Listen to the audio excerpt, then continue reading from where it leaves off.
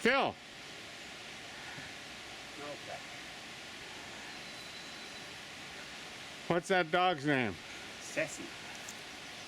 Sassy. Sassy. Sassy dog. I'm gonna pop that.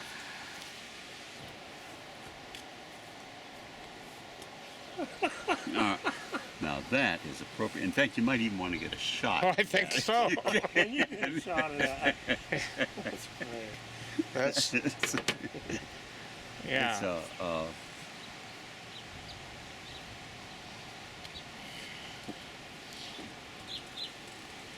It's that's it. That's it. Yeah. There. Right. Beautiful. Hit it. Oh man. I'll send it to you. It's well. In Judaism, what do we call the candelabra? That's what it's a hillbilly one of those. Menorah. It's a hillbilly menorah. That's what it is. Menorah.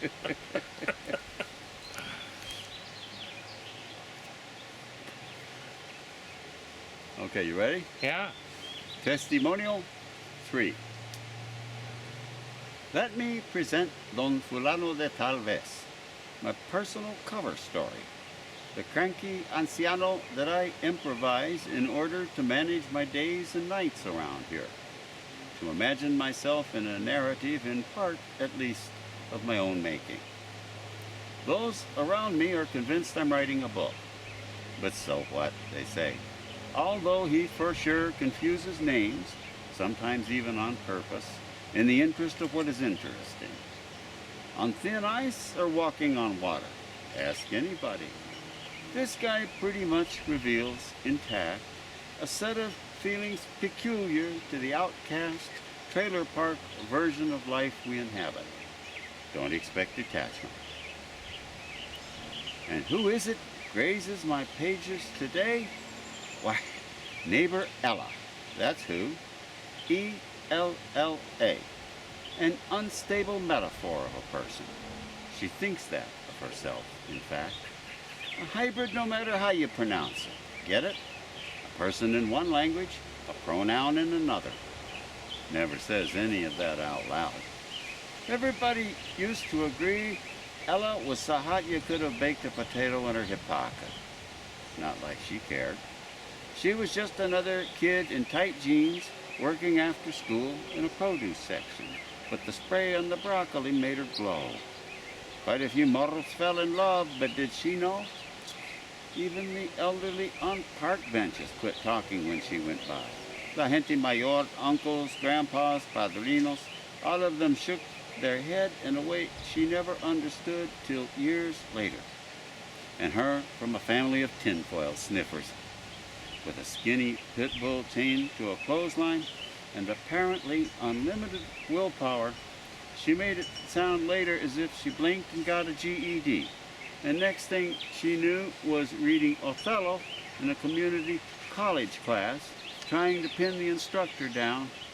How did he want her to write this essay? When she was a kid, a panel of peers at a laundromat voted her most likely to be trespassed against, aka likely to wake one morning age 40 with La Vida Loca tattooed on her ass. As a teen, how about her name? ¿Por qué me pusiste así? She demanded. Pues de broma, Mother always said it was a joke. Because people said it different in Spanish and in English. That was the whole thing. It made you feel like two different people. Mother just laughed.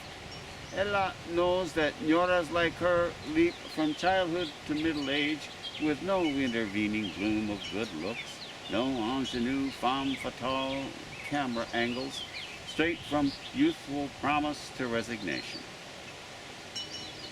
But Ella's strength is this. She grew up adoring a crippled aunt who once removed her artificial leg and rendered some brute of a truck driver unconscious. Children to notice it when you die, that same aunt said under her breath, is the least a woman can hope for. Large, gloomy, famous for what she said about the war in '68, sometimes I think, well, and other times I just don't know. Hers was the bearing of someone certain that her every deed, She meant the stuff in between kinky and kind, would last a long time in family memory, and has it ever. A one-legged lesson in perseverance. Today, little girls in that family wear a sense of humor that works like wings. More than one baseball cap on backward boyfriend has learned his lesson. Yeah. In this creek? The creek is Menestesh Creek. Yeah. And the wonderful thing about the word Menestesh is that one of the pioneers in around 1900 asked one of the last remaining native speakers of the local dialect what it meant, and that woman had no idea.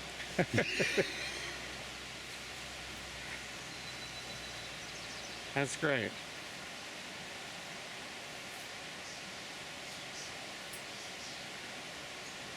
So we're going to the food bank? We're going to go to the food bank, to the Apoyo Food and Clothing Bank, and this is Wednesday night. So we're going to see the early June crowd tonight. We've dropped off a lot since March. Our heavy time really goes December through March. What do people do when they're not counting on us so much for food? Well, they work. And there's more agricultural work around here and in Vantage, pardon me, not in Vantage, in Mattawa. Mattawa, thank you, in Mattawa, in Shawana, and Beverly. INS obliges my friends to. And then, when we get there, we have to make sure that she doesn't mind being filmed, or at least that she can stay out of range of the camera. Well, you gotta let me. Yeah. I will. Oh, absolutely. Yeah. I'll ask her ahead of time. Yeah. But I'm sketching the way in which an immigrant's life is different from Yeah. that of many folks, and this is certainly another way. She thinks she's got to be very careful where her photographs appear. And by the way, this has nothing to do with the INS, but with fundamentally with threats from the other side. Yeah. So yeah.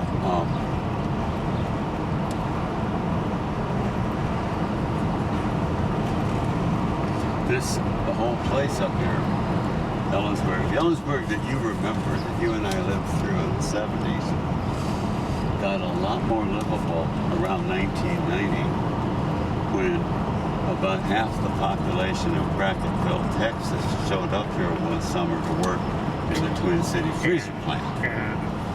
And that was 1990, and it changed things forever here. Yeah. I think I went into the asparagus fields in 1988. Yeah, I remember the asparagus jungles. Yes, there. Oh man. I worked in lima beans in Twin Cities for a summer, and it was a long time before I could eat lima beans. I think if I cut asparagus, I wouldn't be eating it yet. Or we agreed, but that the reason you give strangers food is because you never know who it is. Yeah. So it's a way of acknowledging that you live in a world full of ageless, immortal beings who look like anything they want. And you never know when you're dealing with one of them. Who was this conversation with? My buddy Tobias Hernandez, the co-founder of the food bank. Yeah. Is he there? No, he's moved on. He's outside Bellingham now. The third person that founded it with us, Maria Montoya, she's still here. She lives in Kittitas. She's not terribly well, but no, the three of us, we still see each other occasionally. The first days were certainly the hardest. The first days, let's see here, we operated first out of the Reformed LDS Church down on Sprague Street. We had a a closet in the back room in which we could store what we needed. And we would come down there early every Saturday morning and bag up beans, rice, etc. for 50 people and distribute it, and then be out of there by 4 or 5 Saturday afternoon. Now, all went well, except for the fact that they had an elaborate purple flower print rug carpet there. And by 5 o'clock in the afternoon on Saturday, it was very difficult to see the pinto beans among the purple flowers of the carpet. So more than a few times we got scolded for beans in the carpet, but otherwise we got along marvelously with those people. And to this day, we acknowledge wherever we can the debt that we owe to LDS folks. Most of the people you're going to see tonight, the clients, they are probably 18 to 30 years of age. They've got a couple of kids. They've been here sometimes as many as 10 years. They work at what they can, but mainly it's either field work or something like in the hay pressing plant, particularly around here. Most people, either the plurality of people here, either work in one of the hay pressing plants, compressing Timothy hay so that it can be shipped to Japan, or they work cleaning rooms in hotels. The hillbilly stuff. Right. And Rube, I hadn't never had a relationship with that word Rube. I found it 3 times there. Boy, it's back to the early part of the 20th century, you know. And but you remember the nickname, the baseball player nickname is Rube Waddell. Remember Rube Waddell? No. Well, the Rube was a genuinely great pitcher. Had a God knows how many miles an hour fastball. But Reuben had one unfortunate, he had a little concentration problem. And while he's on the mound, if a fire engine went by, Rube would just kind of wander off and go outside the stadium to follow. Okay.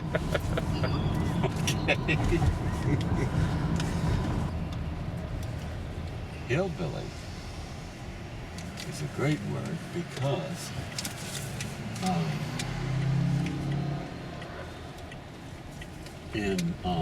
as I explain in the book, in the 20s when radio went nationwide and they needed music to play, and there was this tremendously popular form of music they called hill music, etc. Then they were running around looking for a way to brand the whole thing. Asked a bunch of performers of it, do you care if we call it hillbilly music? About half of them replied, why not? That's what we call it. The other half replied, if you ever use that word again in my presence, I'll kill you. So they decided to call it hill music, or I forget what, and it's of course what became country western. That doesn't take place until 1920, which is to say, in other words, there was a long, long time in the history of this country when there was a whole bunch of people out there, like those de Crevecoeur talks about, poised right on the edge of the on the eastern edge of the country, ready to go through the Cumberland Gap and change everything. Nobody knew what to call those folks. There was no generic name. That's how Abe Lincoln became a stealth hillbilly.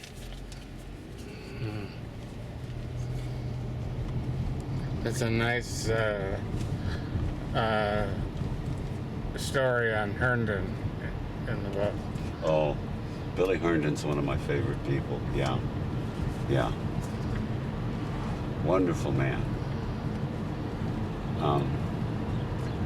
And a curious but sad footnote, you know, he never saw Abe after Abe left Springfield. Oh, wow. Grievous.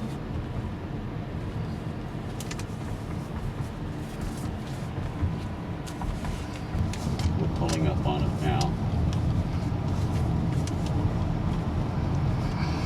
Okay, here we go, and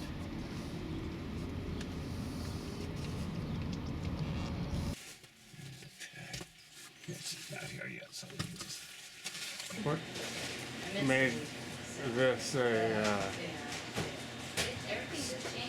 sustainable, necessary pattern for you? For me, Yeah. well, it began around 95 when the town is still reeling in the shock of a couple hundred Mexicano families arriving without any place to stay. It's taken 4 or 5 years now to adjust as much as the town did to their presence. Well, what made it necessary for me is that it's the principal and main and easiest way for me to be around Mexicanos, which I simply have to have. I get lost and sad and depressed. Hi. What can I do for you? What's so painful about the story Quinones tells is that while it's a disaster for hillbillies, it's a triumph for small Mexican businessmen, specifically those genius organizers in Nayarit, who, as he examines in very detailed fashion, export the thing to the United States under the care of young men who work in the U.S. for 10 months or so, and go back. In other words, they're almost like businessmen, like small investors, really. So, one of the things you've done with this word hillbilly is make it possible to talk about poor white guys. Yeah, absolutely. And so it redeems them in this horrible political Right. reality that they're sucked in. Poor white guys are the primary victims. Which poor white guys? Well, the guys who work in Rust Belt factories and get hurt and need pain relief, take OxyContin for the time they need it and suddenly discover they're addicted, and they can find a product 10 times as cheap. What? Wait, say that? Say what? Almost like interns. Who are almost Young like? dealers who come up to hawk the heroin a tiny bit at a time with their bleepers.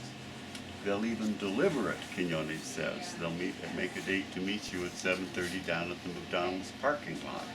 So, in other words, these guys, all they need to be is trustworthy, not ambitious. They need to have an eye for long-term profits, and after 10 months, they get sent back home.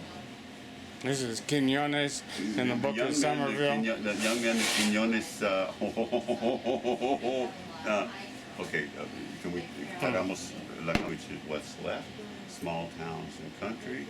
Who lives there? Well, the Rust Belt lives there, and hillbillies work there. So by that kind of process of elimination, you get the opiate epidemic that we're experiencing now. Cool. Yeah. That's Yeah. devastating.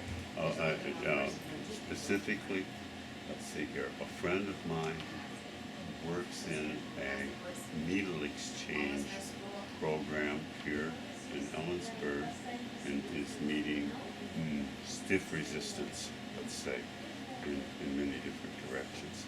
So in other words, that issue has already caught up with us in a tiny college town, about 120 miles from the coast, 150 miles below the border. Okay, Uncle Lou's book. This is Uncle Lou's book. It is the report of the Commissioners of Education for the state of Pennsylvania for the year 1870. And although the contents show up as kindergarten culture, Hebrew education, progress of education in the Argentine Republic, etc.